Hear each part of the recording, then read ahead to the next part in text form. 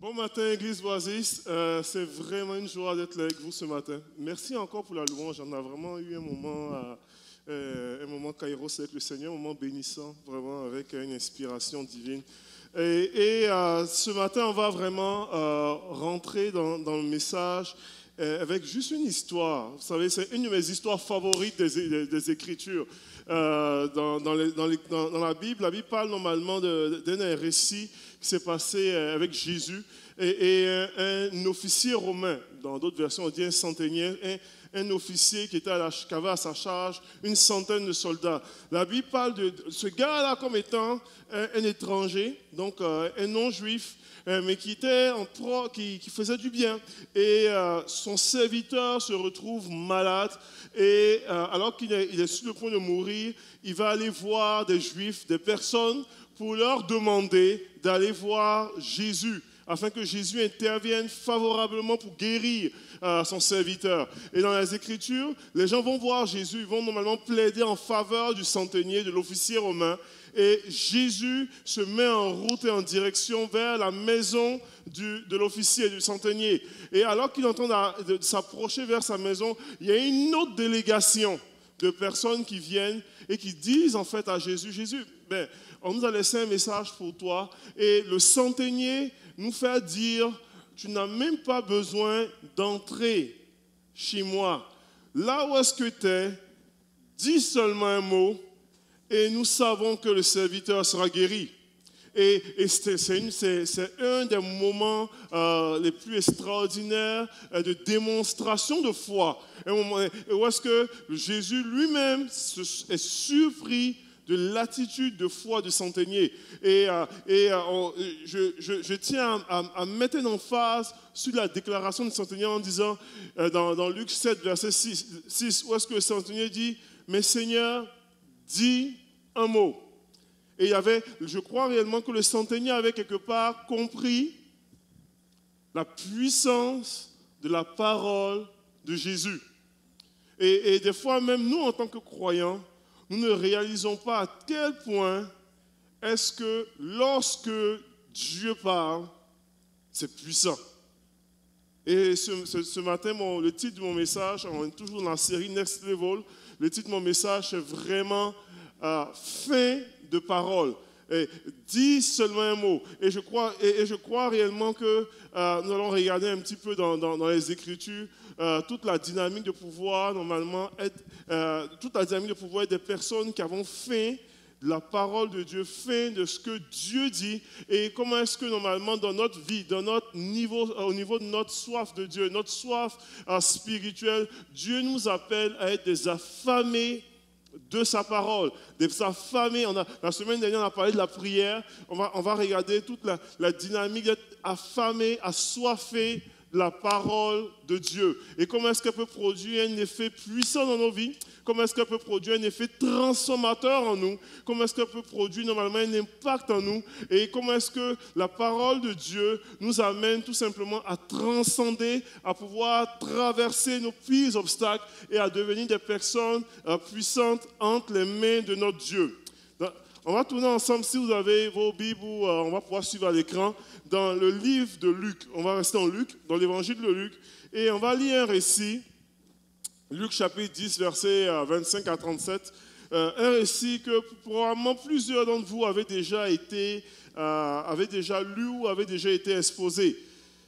Dans ce passage-là, Jésus se retrouve autour d'une foule et au milieu de cette foule-là, il y a des docteurs de la loi, des religieux.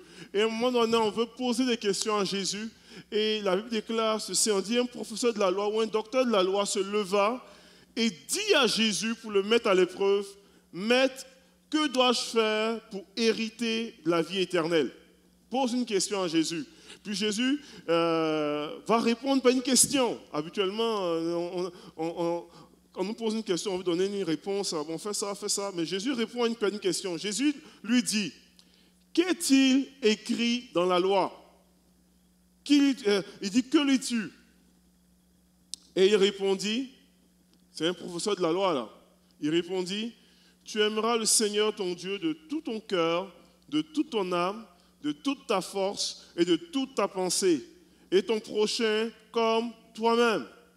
Si normalement on arrêtait le texte comme cela et que Jésus était un professeur universitaire en théologie, il pourrait normalement avoir un 100%.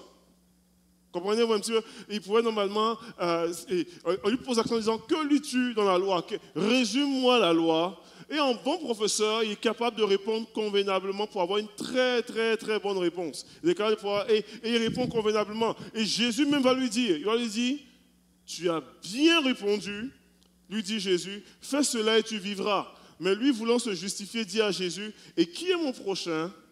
Et Jésus reprit la parole et dit, un homme descendait de Jérusalem à Jéricho, il tomba entre les mains des brigands qui le dépouillaient, le rouaient de coups et s'en allèrent le laissant à moitié mort. Un prêtre qui passait par là descendait par le même chemin et vit cet homme et passa à distance.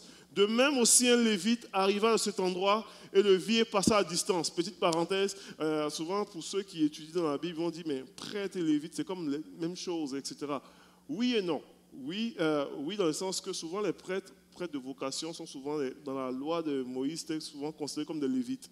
Mais je fais une parenthèse, hein, mais dans le texte en question, lorsqu'on fait référence aux lévites, surtout au temps de Jésus, l'étymologie du mot lévite c'était modifié à travers les siècles, tout ça, et on parlait vraiment des serviteurs dans le temple souvent. Les serviteurs dans le temple, même si ce n'était pas forcément de la tribu de Lévi, on les appelait automatiquement des lévites. Donc, voici un peu la différence. Donc, un prêtre, vocation, lévite, c'est vraiment un serviteur dans le temple.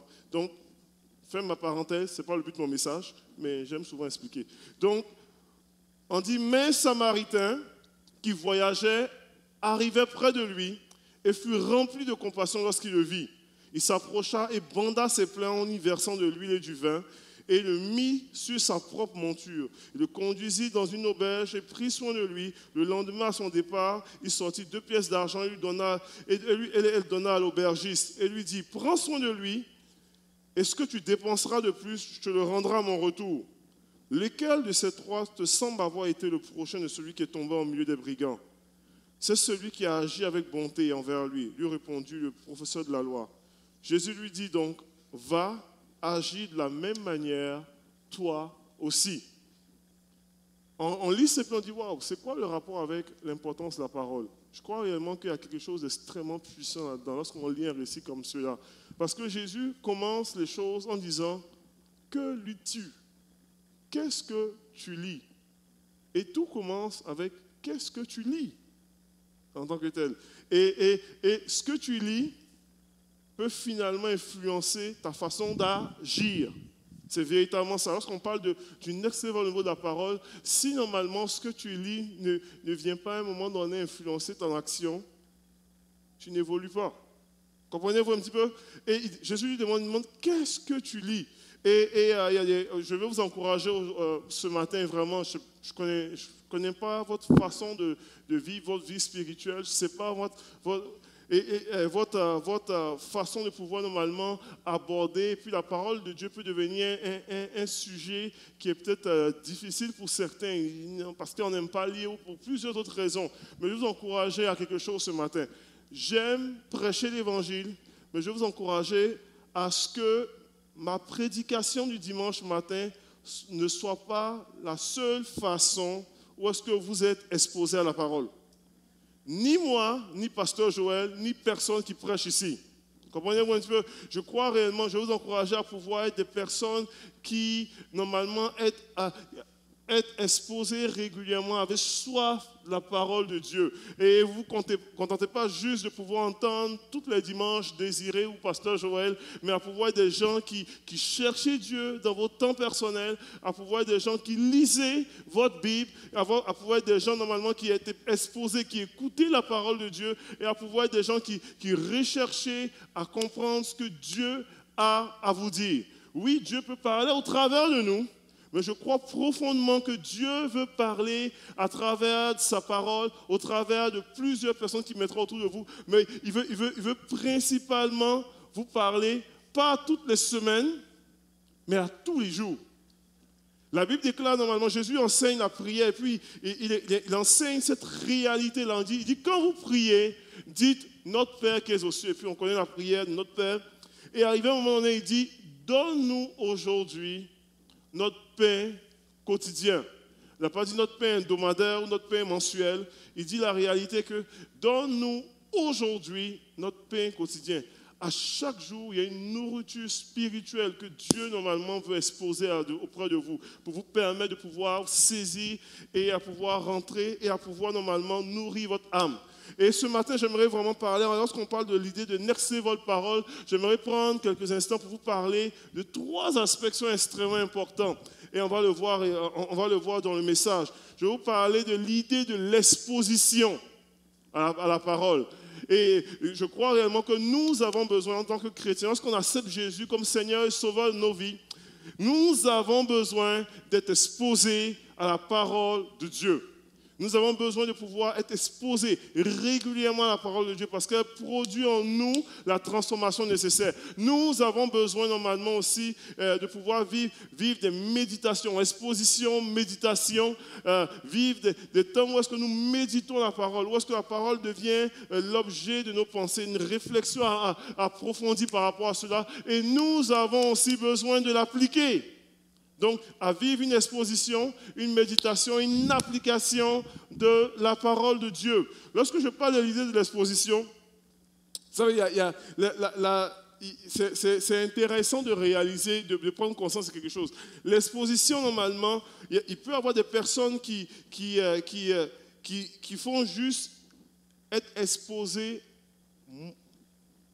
comme Pasteur Joël disait, à une petite dose. Avec un pied qui en met juste au...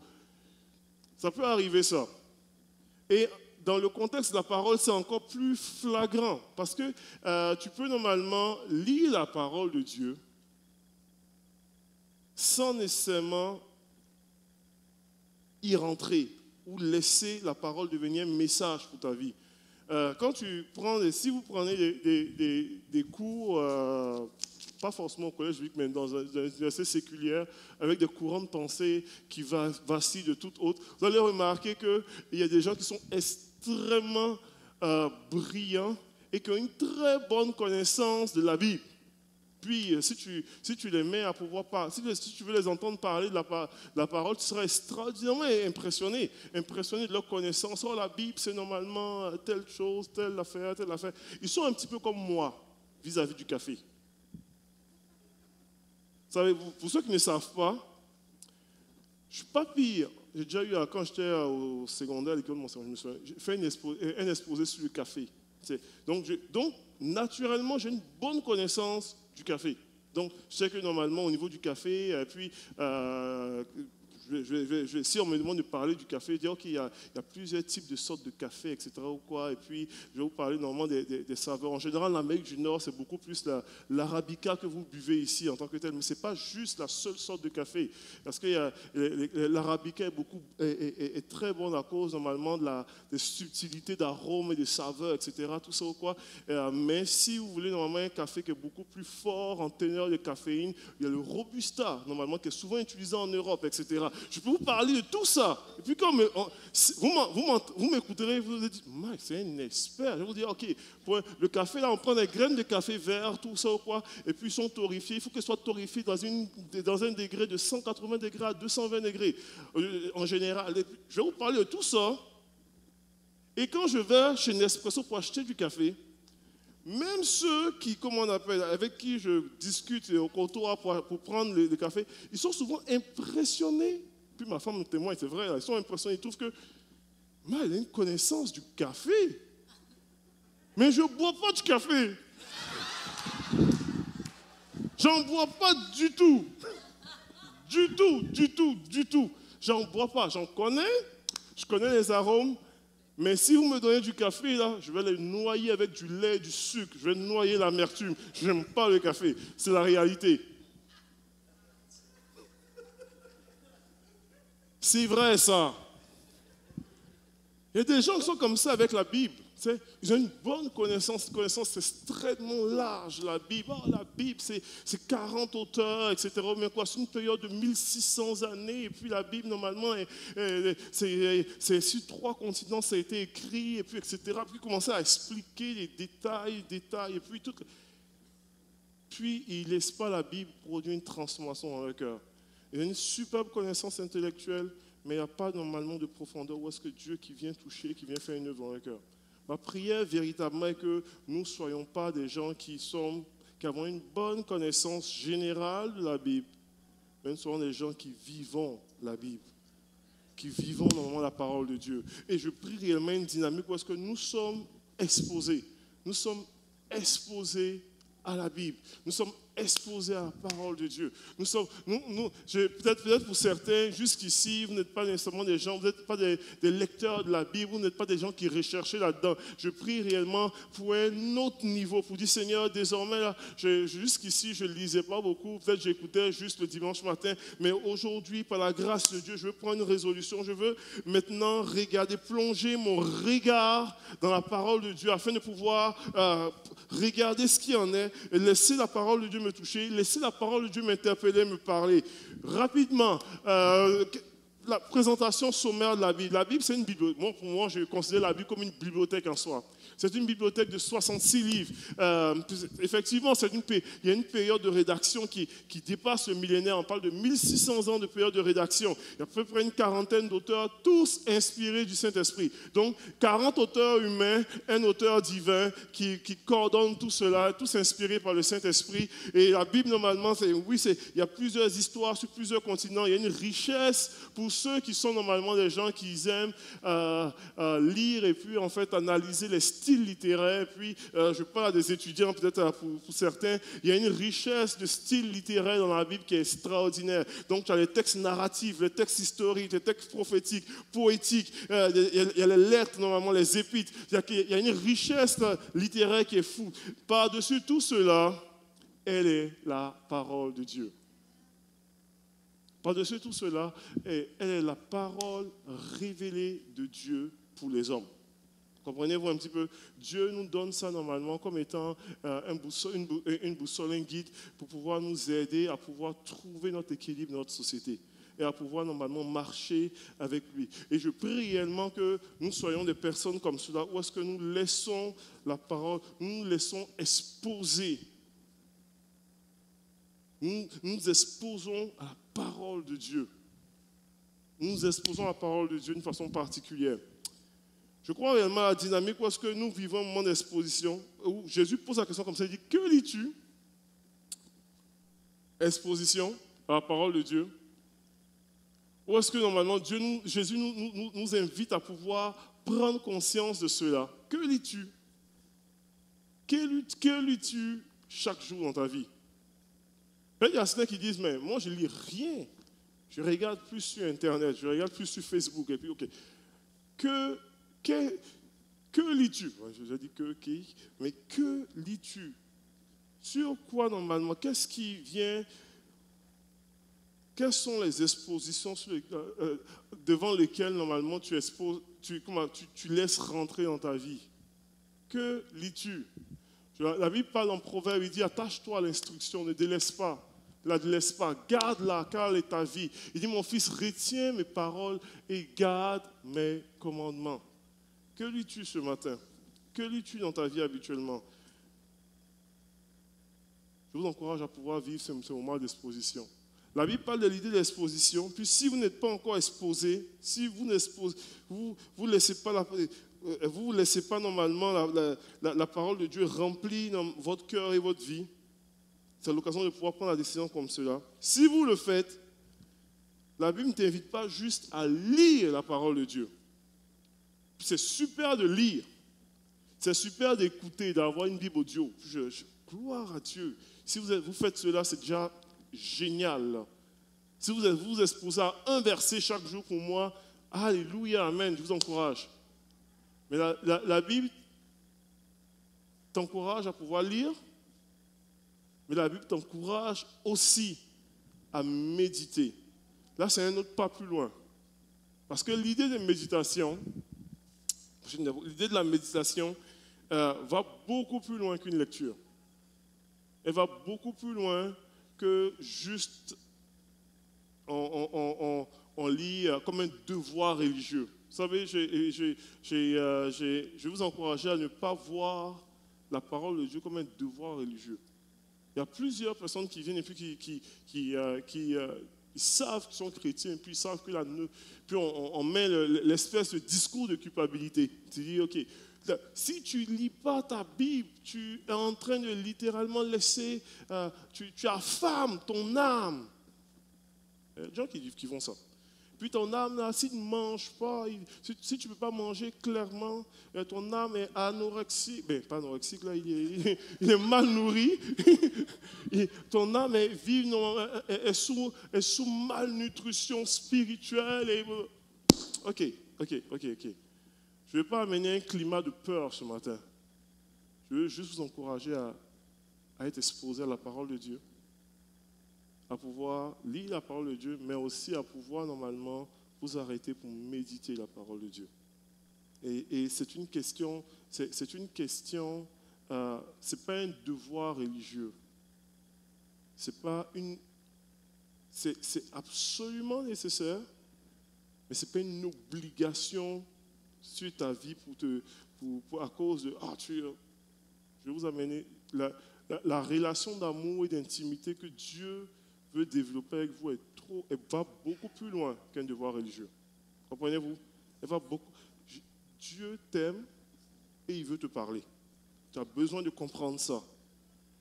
C'est comme, c'est une relation d'amour, c'est une relation d'intimité.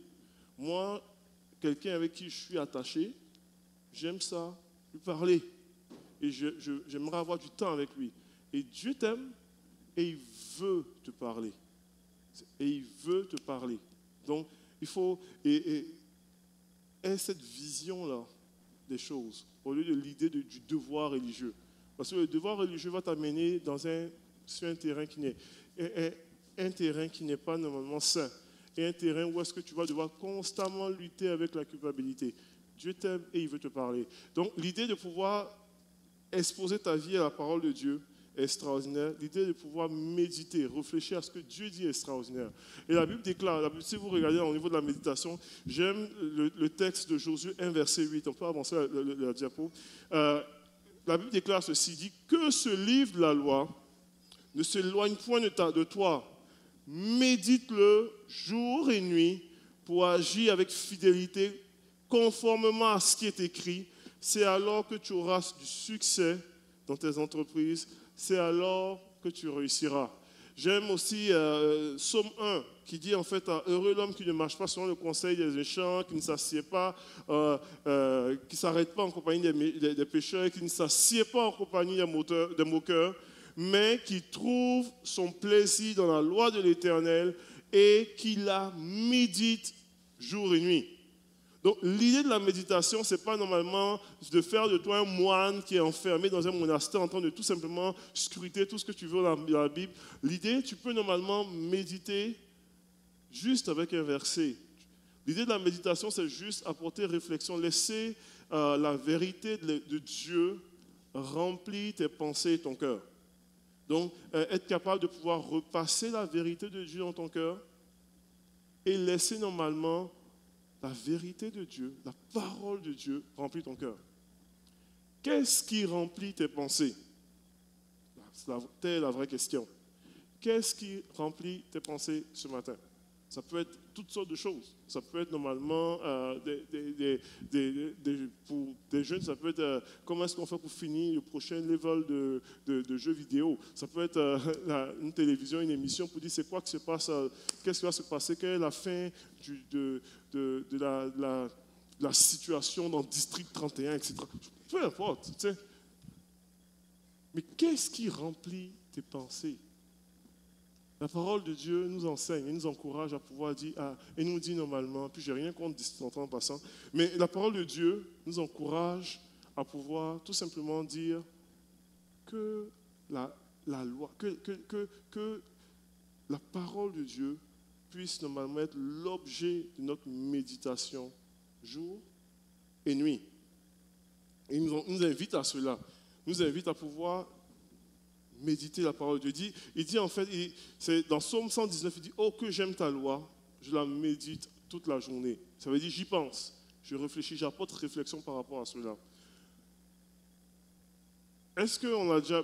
Moi, ma question, souvent, des fois, je me pose, je dis, est-ce que je suis une personne, naturellement, je ne parle pas beaucoup. Ça ne paraît pas quand je prêche, mais c'est vrai. Naturellement, je suis pas un gars super bavard. Je suis beaucoup plus bon à écouter. C'est vrai. À mon travail, on me dit souvent ça. On dit, tu es vraiment bon à écouter. Donc, c'est très facile pour moi, de pouvoir avoir des moments de réflexion naturelle, etc. Je ne suis pas du tout un philosophe. Je jaillis pour vrai tout ce qui est... Des fois, on m'amène là dans des cours de théologie, très philosophique, là, je déteste ça pour mourir. Mais réfléchir ou y penser ou regarder, c'est facile pour moi de le faire des fois, en tant que tel. Donc on va dire, peut-être désirer tu as une longueur d'avance sur plusieurs, ou sur des gens, ou des personnes. Moi, je ne suis pas un gars qui aime s'asseoir pour réfléchir, pour le pourquoi, du comment, je suis une personne d'action. Et Dieu nous a fait différents, et c'est parfait comme cela. Dieu nous a fait avec des facultés, avec des capacités, avec des choses que toi tu peux faire que moi je ne peux pas faire. C'est correct comme cela.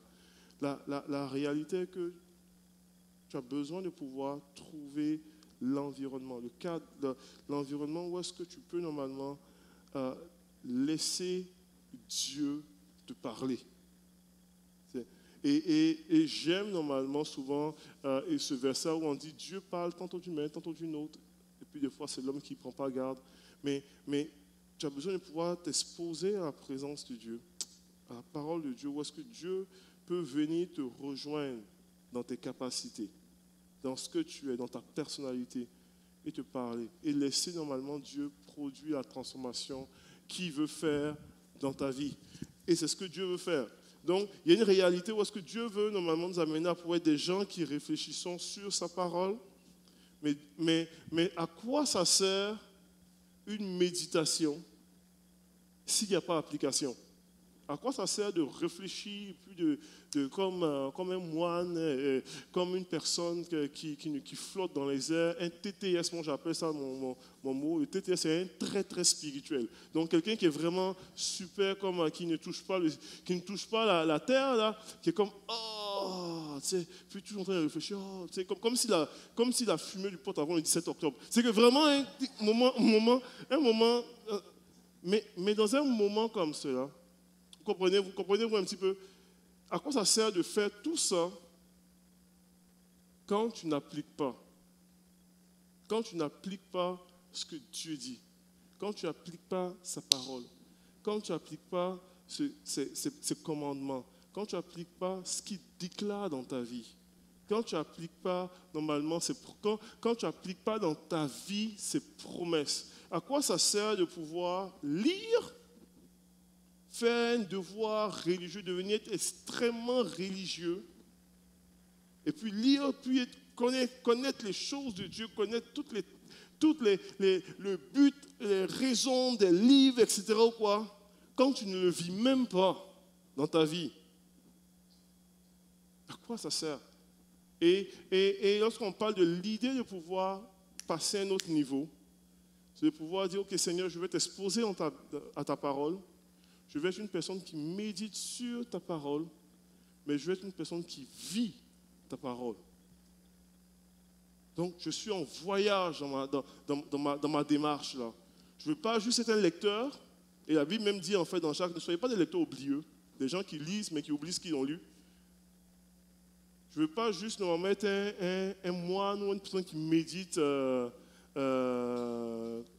en tant que tel, comme si je pète les nuages, mais je veux être une personne qui vit ta parole. Je veux être une personne qui vit ce que j'applique. Et l'idée de l'application se trouve même, et je trouve ça extraordinaire, quand Jésus commence son récit avec le docteur de la loi, qui lui est un connaissant de la parole. Vous savez, pour être un docteur de la loi au temps de Jésus, il fallait normalement être une personne qui maîtrise, qui a une bonne maîtrise de la loi de Moïse, de la Torah. Et la Torah, c'était les 5 premiers livres des Écritures. Et quand on regarde des historiens, il y en a plusieurs qui disaient qu'il y avait des chefs religieux qui étaient capables de réciter plusieurs pans du Lévitique, le livre que vous haïssez le plus en général. Mais les gens étaient capables de le réciter. Ils le connaissaient tellement bien. Ils connaissaient la Genèse. Au commencement, Dieu créa les cieux et la terre. La terre était informe et vide. Il y avait des ténèbres à la surface de l'abîme. Et l'Esprit de Dieu se mouvait au-dessus des eaux. Dieu dit que la lumière soit. La lumière fut. Dieu sépara la lumière et les ténèbres. Et Dieu appela la lumière jour et les ténèbres nuit. Il y eut un soir, il y eut un matin. Ce fut le premier jour. Ils connaissaient ça. Comprenez un peu? Ils connaissaient des choses comme ça. Ils pouvaient normalement le faire facilement. Et ils posent des questions. Puis, Jésus est en train de lui répondre en disant, OK, je connais très bien. Puis, si vous lisez dans le texte en question, au niveau de l'application, tu connais très bien normalement ce qu'il faut faire pour pouvoir normalement avoir la vie éternelle. Parce que la loi te dit, et puis tu as répondu très bien en disant, tu aimeras le Seigneur ton Dieu de tout ton cœur, de toute ton âme, de toute ta force, de toute ta pensée, et tu aimeras ton prochain comme toi-même. Il dit, tu connais ça, tu l'as lu. Qu'est-ce que tu lis? Tu as lu ça. Et le gars, il veut comprendre. Jésus amène la parabole du Samaritain. Vous connaissez la parole du bon Samaritain. Et à la fin, Jésus lui pose la question en disant, OK, lequel de ces 3 te semble avoir été le prochain de celui qui est tombé au milieu des brigands? Puis, il dit, c'est celui qui a agi avec bonté. Jésus lui dit, OK, tu as lu, tu sais c'est quoi être le prochain, tu sais c'est quoi aimer ton prochain, mais à cette heure, ne fais pas juste lire, aime ton prochain. Va, agir de la même manière. C'est ça le next level. Ne fais pas juste lire ce qu'il faut faire. Va et agis. Il dit, c'est ça la réalité. Il dit, agis de la même manière. Et quand on lit normalement dans Josué, on aime souvent dire, oh, que ce livre de la loi ne s'éloigne point de ta bouche. Médite-le jour et nuit. Mais souvent, on passe très rapidement dessus.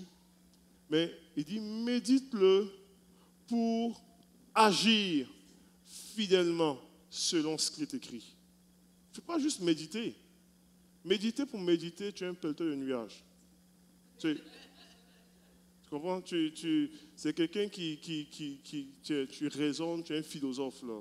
Tu peux aller t'asseoir dans les universités puis enseigner la théologie et la philosophie. Quoique, je n'ai rien contre les universités, comprenez-moi très bien. J'aime les universités, je suis un étudiant universitaire, je continue d'étudier. Donc, je n'ai rien contre les universités. Mais ça ne donne rien de méditer pour méditer. Ça ne donne rien de philosopher pour philosopher. Parce que toute ta philosophie et toute ta théologie, si elle ne devient pas action, elle est vaine. Elle est absolument vaine. Une théologie qui n'impacte pas ton mieux-être, qui n'impacte pas la vie d'autrui, c'est absolument rien. C'est absolument rien. Et c'est ce que Jésus est en train de dire ici. Il dit, qu'est-ce que tu lis? Et va et agis de même. Je ne sais pas pour vous, puis je vais terminer mon message comme ça. Je ne sais pas pour vous, mais il y a un écho qui résonne moi dans mon cœur personnellement. Puis, je vous dis, moi, naturellement, je suis un tripeux de la Bible. J'aime étudier la Bible. Et des fois où je souffre beaucoup, ma femme me voit souffrir des fois, puis me voit, vous voyez, j'ai plus de cheveux là, c'est pas vrai. mais quand tu veux justement fouiller, rechercher, étudier, surtout des textes anciens qui sont souvent écrits dans des langues que tu ne connais pas et que des fois tu es exposé à des courants de pensée théologiens qui ont évolué dans le temps. Des fois, ça rend fou. C'est vrai. Je finis mon moment de chialage, je reviens. Mais en même temps, tu réalises, j'aime ça. J'aime, je suis machiavélique, hein, je suis bizarre, mais c'est ça. Mais j'aime des fois chercher à comprendre le comment du pourquoi. Naturellement, c'est facile pour moi de bouquiner dans la bouconner. Mon Dieu, qu'est-ce que j'ai pris ce matin? Ouais, c'est horrible ça. Mais c'est facile. Je vais normalement être exposé à souvent chercher, aller creuser, aller lire, aller voir, aller fouiller, comprendre pourquoi, le comment du pourquoi. Euh, mais toutes ces choses-là, si normalement il n'y a pas une œuvre de l'esprit qui vient amener la vie dans ce que tu lis, c'est absolument nul. C'est absolument nul. Je peux vous parler de théologie, je peux vous parler de choses, mais si l'Esprit de Dieu ne vient pas amener la vie dans l'encre et le papier que tu lis tous les jours, c'est nul. Et alors qu'on est dans une série de next level, moi je prie réellement qu'il y ait un éveil dans toute l'Église par rapport à une passion pour la parole de Dieu. Vous savez, j'ai commencé mon message avec la déclaration du centenier, qui était non-juif, en disant, dis seulement un mot. Je n'ai pas besoin de connaître toute ma Bible. Je n'ai pas besoin de connaître tous les comment du pourquoi et tous les différents courants philosophiques. Mais j'ai besoin d'entendre une parole vivante, une parole qui transforme, une parole qui impacte, et je sais que ça va impacter ma vie. Et je crois réellement, quand je crois réellement à cette dynamique-là de next level dans la parole, où est-ce que des hommes et des femmes vont se tenir devant Dieu, vont se tenir devant la parole de Dieu, vont se tenir devant, pour dire Seigneur, peut-être ça va être juste un verset que je vais lire dans mon temps de prière aujourd'hui.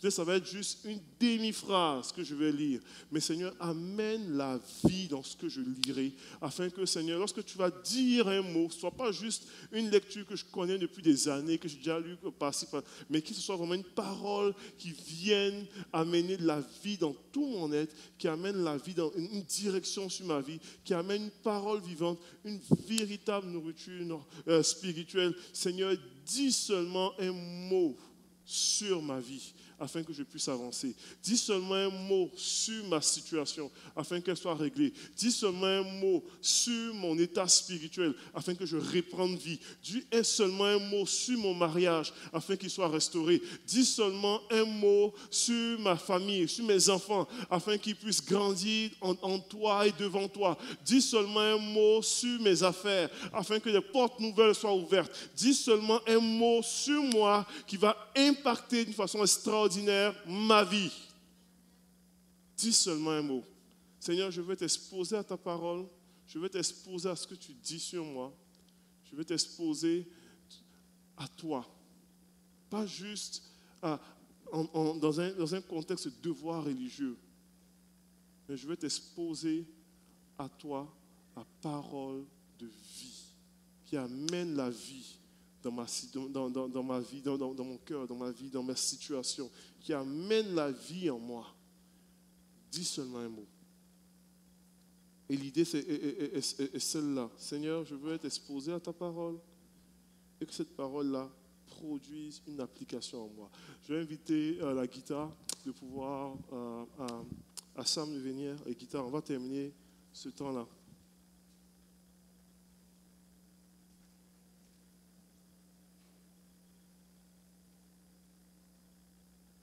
Je l'ai dit, c'est extrêmement personnel, ce genre de choses-là. Au niveau de quand on parle d'état spirituel, ta vie de prière, tes temps avec Dieu, ta parole. Et ça vous appartient à vous.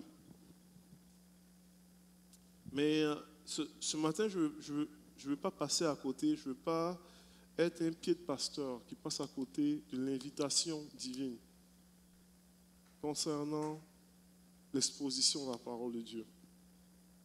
Et je prie réellement que l'Esprit de Dieu vous parle maintenant. Je prie réellement que l'Esprit de Dieu vous saisisse maintenant. au niveau de sa parole. Je prie réellement que Dieu vous interpelle maintenant. Vous interpelle face à la parole de Dieu. La richesse de la parole.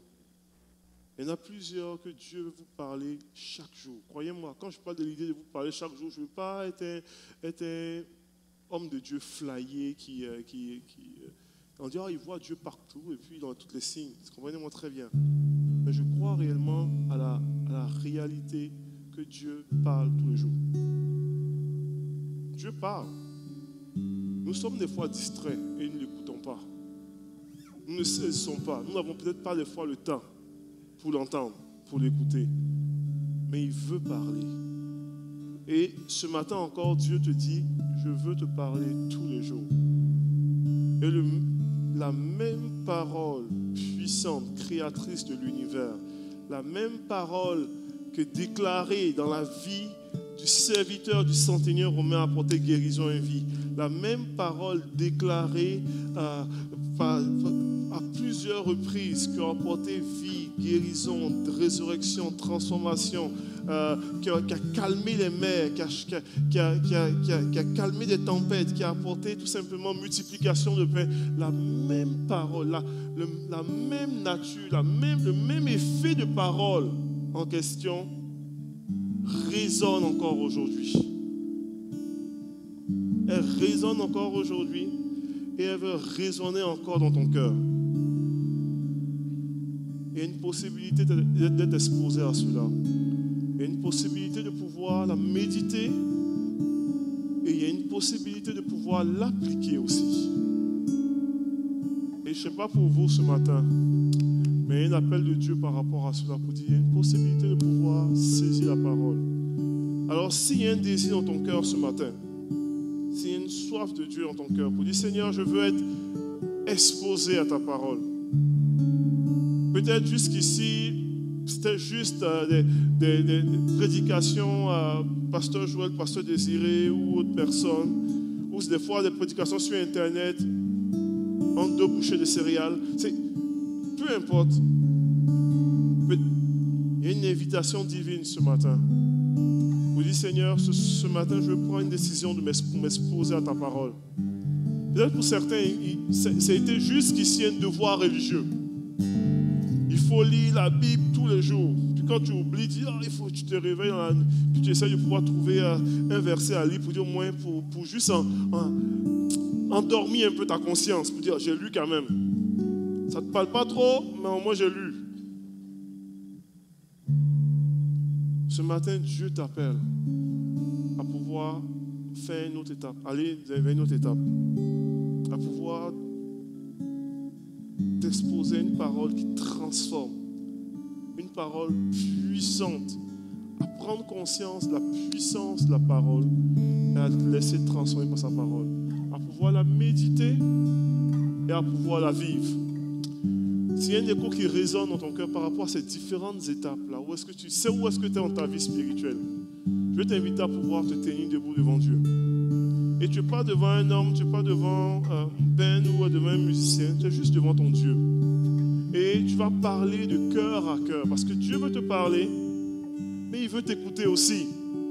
Et tu vas parler de cœur à cœur avec Dieu. Vous dites, Seigneur, je vais être honnête envers toi, et tu sais déjà où est-ce que je suis. Voici où est-ce que je suis. Mais voici aussi où est-ce que je veux aller. Voici où est-ce que je veux aller. Et viens me toucher. Je veux m'exposer à ta parole et laisser la puissance transformatrice de ta parole faire son œuvre dans ma vie. C'est votre désir ce matin qu'on puisse se lever, qu'on puisse se tenir devant Dieu avec simplicité. On va terminer notre réunion ce matin, ce culte-là ce matin, avec un peuple qui se tient debout devant son Dieu, qui se tient à genoux devant son Dieu, qui se tient, qui répand sa vie devant son Dieu, qui expose sa vie à la parole de Dieu. Pour dire, Seigneur, me voici devant toi. Me voici à tes pieds. Me voici devant ta parole. Me voici devant ton esprit. Et viens faire ton œuvre en moi. Viens me rencontrer. Viens me toucher. Viens me parler. Je ne veux pas juste être un lecteur oublieux. Je Je ne veux pas juste être une personne qui médite pour méditer. Je veux être une personne qui vit ta parole, qui l'applique dans ma vie et qui laisse ta parole me transformer. Je veux être une personne qui se tienne, qui réalise ta puissance, ta parole, et qui laisse normalement ta parole faire une œuvre puissante en moi. Dis seulement un mot, Seigneur, sur ma vie. Dis seulement un mot, Seigneur, dans ma situation. Dis seulement un mot, Seigneur, dans ce que je traverse. Dis seulement un mot, Seigneur, sur mes circonstances. Dis seulement un mot, Seigneur, face à mes défis. Dis seulement un mot, Seigneur, face à mes combats. Dis seulement un mot, Seigneur, sur ce que tu m'appelles à devenir et à être. Dis seulement un mot, Seigneur, dans ma vie, Seigneur Jésus. Viens faire ton œuvre en moi. Alléluia. Alléluia. Alléluia. Père, je veux te prier pour chaque personne, Seigneur, ce matin. Seigneur, nous voulons être une église. Nous voulons être une église, Seigneur Dieu, affamée de ta parole. Une église qui avons fait de ta parole, qui voulons aller plus loin, Seigneur Jésus. Qui voulons pas juste être des lecteurs oublieux, Seigneur. Mais des personnes qui allons, Seigneur Dieu, rechercher ta parole, la méditer, mais surtout la vivre à notre quotidien, Seigneur Jésus. Seigneur, qu'on puisse prendre conscience et qu'on puisse réaliser et qu'on puisse, Seigneur Dieu, saisir, Seigneur, l'ampleur, la puissance, le Seigneur Dieu, combien est précieux ta parole, ô Dieu, dans nos vies.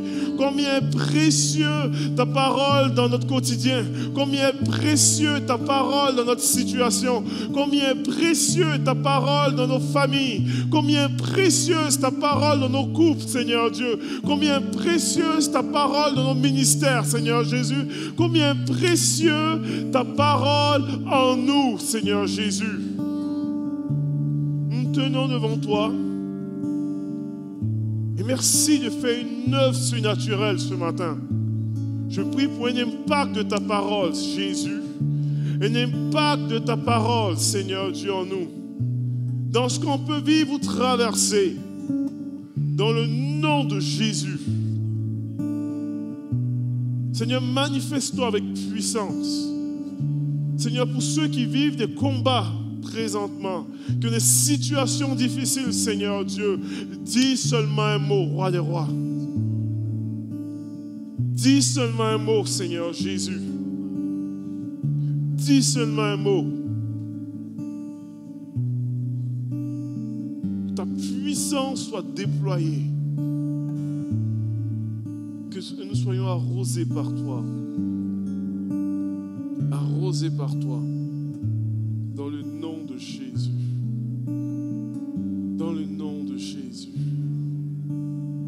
Dans le nom de Jésus. Te glorifions, Seigneur Dieu. Et je prie, Seigneur Dieu, que pour plusieurs, je me sens comme cela, comme ça, pour plusieurs, Seigneur Dieu, que ce soit, Seigneur Dieu, une nouvelle ligne tracée dans leur vie. Je dis jusqu'ici, je me suis contenté de ça, mais désormais, quelque chose de nouveau arrive. Jusqu'ici, je marchais comme cela, dans un contexte de devoir religieux, mais désormais, je rentre dans une relation d'amour avec ta parole.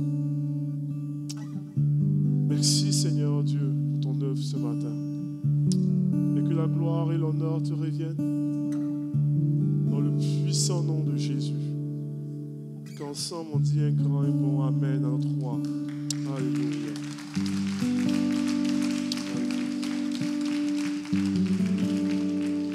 Alléluia. Alléluia. Bon dimanche tout le monde. Et gardons cela cher dans notre cœur. Dieu veut te parler. Soyez bénis. Bon dimanche. Que la grâce de Dieu soit avec vous. Amen.